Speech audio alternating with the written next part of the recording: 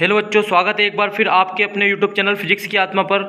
और ये जो अभी पेपर आपके आ रहे हैं त्रैमासिक परीक्षा में, ये वाला पेपर भी काफ़ी वायरल हो रहा है। तो सभी बच्चे जल्दी से इसके ऑब्जेक्टिव टाइप क्वेश्चन को कर लेंगे ताकि आप एग्जाम में ऐसा कैसे छाप के आ जाएँ, क्योंकि यहीं से पेपर आने वाला है। ये आपका सेट ए है, ठीक है। यहाँ से जो एमपी बोर्ड ने 4 सेट बनाए थे उसी में से सेट आ रहे हैं, तो मैं ए सेट उपलब्ध करवा रहा हूँ, क्योंकि ए सेट के आने की सबसे ज़्यादा संभावना इस बार है आपका त्रैमासिक में। क्योंकि अभी जो सेट आए हैं ए से ही दिए हैं। जो आपका पेपर अभी हुए इससे पहले जो आपका हिंदी का पेपर हुआ था और जो अभी इससे पहले जो प्रथम पेपर हुए हैं उसमें भी यहीं से पेपर दिया गया था आपका। तो जल्दी से आइए मिलाते हैं हम क्वेश्चन आंसर जल्दी जल्दी से। ओके, तो आइए पहले क्वेश्चन की तरफ बढ़ते हैं।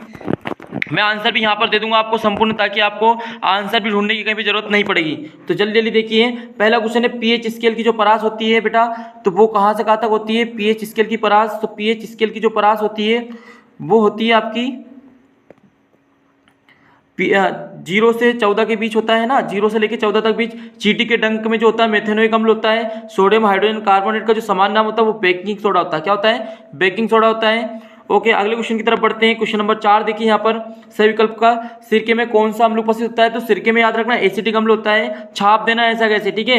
अम्लों के लिए कथन, तो अम्ल ध्यान रखना अम्ल कैसे होते हैं, खट्टे होते हैं। और अम्ल क्या करते हैं, जो नीला लिटमस होता है लाल करता है। देखिए तो देखो ये नीले को लाल यहाँ पे लिखा हुआ है और खट्टा भी लिखा हुआ है, यानी कि आपका राइट आंसर यहाँ पे मिलने वाला है। आहार नाल के किस भाग में भोजन का पूर्ण पाचन होता है। तो आहार नाल के क्षुद्रांत, जो आपका क्षुद्रांत्र भाग होता है वहां पर पाचन होता है। ओके, नहीं तो इसमें अमा से मत कर देना, आप गलत हो जाएगा।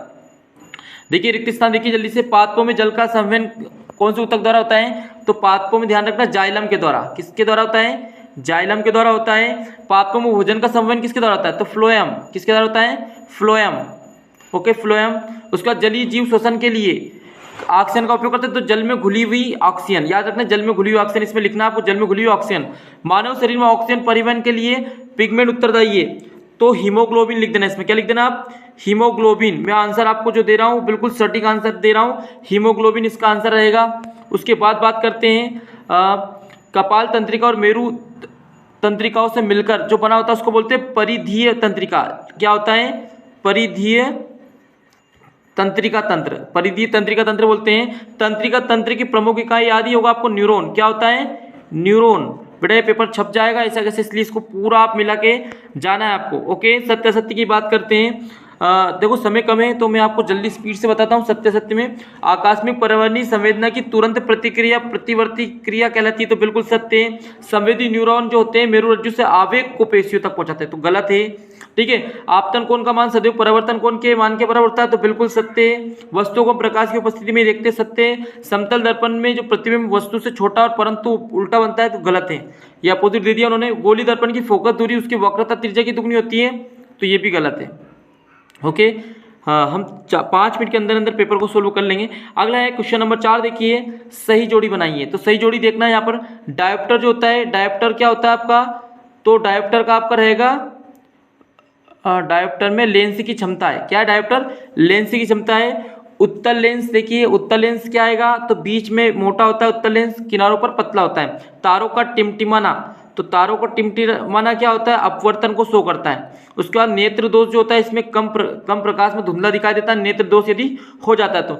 टिंडल प्रभाव, तो घने जंगल के वितान में सूर्य प्रकाश का गुजरना। जब घने जंगल में प्रकाश गुजरता है तो वहां पर अलग प्रभाव जो होता है उसको टिंडल प्रभाव कहते हैं। प्राकृतिक स्पेक्ट्रम जो होता है वो इंद्रधनुष में पाया जाता है, अलग अलग रंगों में व्यक्त हो जाता है। तो जोड़ी मैंने बता दी आपको, तो मिला लेना आप। इसके बाद अगले क्वेश्चन की तरफ हम बढ़ते हैं। एक शब्द, यहाँ पर बच्चे अटक जाते हैं इसलिए इसको एक शब्द वाले क्वेश्चन है, इसको ध्यान से देखना। संपूर्ण विश्व में मनुष्य के क्रियाकलापों से वातावरण का तापमान बढ़ने की घटना क्या कहलाती है। तो ग्लोबल वार्मिंग। क्या कहलाती है?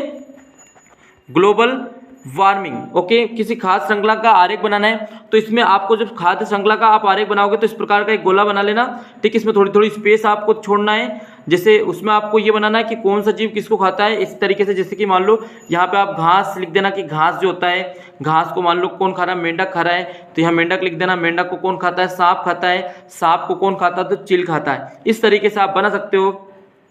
या आप लिख सकते हो खरगोश घास खाता है, घास को खरगोश खाता है, खरगोश को कोई बड़ा जीव का नाम लिखना, फिर शेर खाता है। इस तरीके से खाद्य श्रृंखला आपको बना देना है। अगला क्वेश्चन देखिए, इसमें दे रखा जो पदार्थ सूक्ष्म जीवों द्वारा अपघटित होते हैं क्या कहलाते हैं। तो ये होते हैं जैविक घटक बोलते हैं इनको, या फिर अपन बोल सकते हैं जैव निम्नीकरण। क्या बोलेंगे इसको? जैव निम्नीकरण, निम्नीकरण लिख देना, जैव निम्नीकरण। और जो पदार्थ सूक्ष्म जीवों द्वारा अपघटित नहीं होते हैं उनको अजैव बोलते हैं, अजैव निम्नीकरण आ जाएगा इसमें। क्या जाएगा? अजैव निम्नीकरण। किन्हीं दो अपशिष्ट पदार्थों के नाम। तो बेटा जो अपशिष्ट पदार्थों के नाम की बात इन्होंने की गई है, तो आप कोई सा भी जो अनुपयोगी कचरा होता है उसका नाम लिख सकते हैं, इसमें लिख सकते हो कचरा लिख सकते हो, या प्याज के छिलके लिख सकते हो, या कोई वेस्ट मटेरियल उसका नाम आपको यहाँ पे लिखना है। ठीक है, ये अपने हिसाब से लिखना है। CFC का पूरा नाम तो ये क्लोरोफ्लोरोकार्बन, इसका नाम क्या होता है?